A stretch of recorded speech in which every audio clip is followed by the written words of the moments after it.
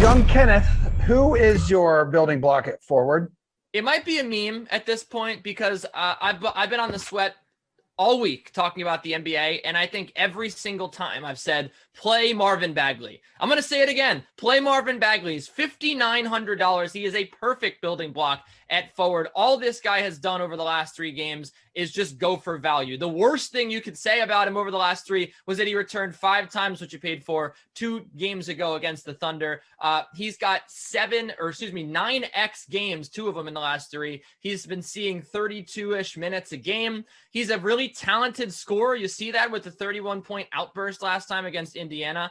And I don't hate the matchup here. And again, this is a situation where the Spurs defense, they've wilted a little bit. Sacramento, I think they have nothing to play for. Like, they're just like 2.5 games out of a spot, and the San Antonio's right there. So like maybe they want to win this game, but they do really want to see Marvin Bagley play. They need to get him along in his development because he missed a lot of time this year. So I just think he's going to get a lot of the ball. You got a really talented post scorer. He's going to play a lot of minutes. $5,900 is a great price.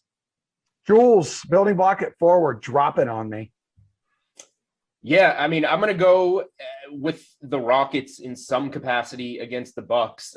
They just haven't had many active players lately, which is good because blowout or not, you know who's going to be on the floor.